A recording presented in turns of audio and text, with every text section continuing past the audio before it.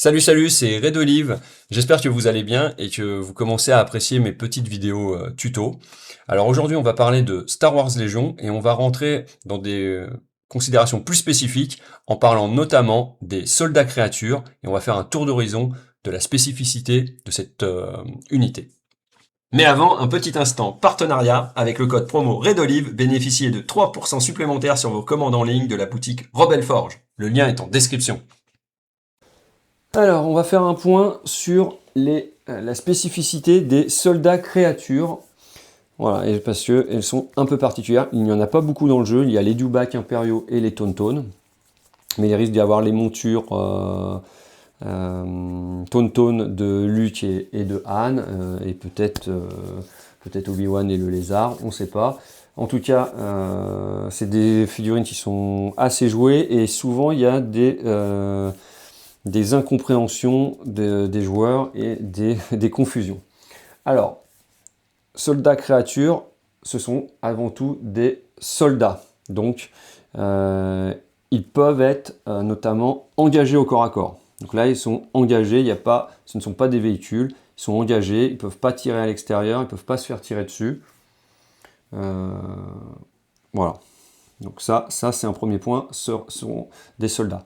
Comme ce sont des soldats, et bénéficient des couverts. C'est-à-dire que, par exemple, j'ai une caisse ici. Voilà, mes clones tirent sur mon Dewback. Il y a une ligne qui touche. Ok.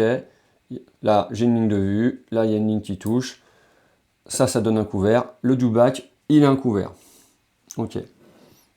Ensuite, il y a quelques autres règles.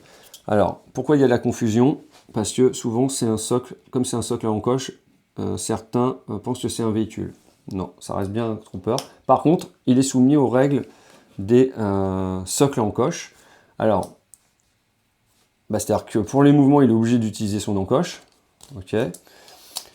Et au même titre que les unités à encoche, lorsqu'il fait son mouvement, eh bien, il bénéficie à l'étape 1 d'une rotation gratuite de 90 degrés. Hop, voilà, hop, et ensuite il se déplace. Voilà. Alors, le Dewback et le Tauntaun, ils ont reposition, donc ils ont en plus une rotation, un pivot gratuit à chaque fois qu'ils font un mouvement. Mais ça, c'est pour le mot-clé reposition. Ensuite, alors, ils peuvent pivoter. Ils sont autorisés à pivoter dans leurs règles. Ils sont autorisés à reculer. Voilà, hop. Hop. Voilà. D'autres règles spéciales.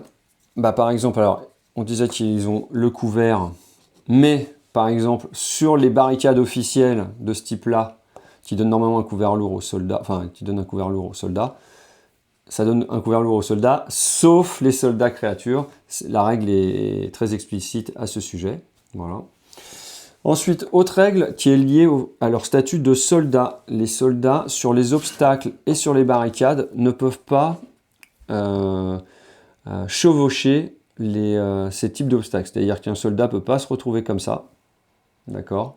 Le Dewback ne peut pas, le Tauntaun ne peut pas se retrouver comme ça sur l'obstacle barricade. Voilà, il ne peut pas le chevaucher. De la même manière, sur un type d'obstacle, alors effectivement, là je me suis trompé, c'est pas obstacle, le vrai terme c'est un terrain dispersé, type particulier barricade. Ça c'est un obstacle, avec le wording des règles. Donc par exemple, un soldat ne peut pas se retrouver comme ça, suspendu dans le vide. Il doit être intégralement sur le décor. Et de la même manière, le soldat trompeur, même si c'est un socle à encoche et que on a l'impression que c'est un véhicule, ce n'est toujours pas un véhicule, il ne peut pas se retrouver comme ça. Alors là, il a bien cette caisse-là, j'ai pris une caisse qui était plus basse que le... Hop, voilà, qui est plus basse que la silhouette du Dewback. Donc il peut bien monter dessus parce que, à part si elle a été définie impassable, mais on va dire qu'on peut aller terrain passable, ouvert. Donc il pourrait passer par-dessus. Par contre, il ne peut pas s'arrêter dans la mesure où son socle, là, en l'occurrence, est trop grand, et donc il déborde, quoi qu'il arrive, du décor. Voilà. Donc, spécificité à se rappeler, c'est pas un véhicule, il ne peut pas déborder d'un obstacle, et il ne peut pas chevaucher une barricade. Et enfin, une règle méga importante pour les soldats créatures, c'est leur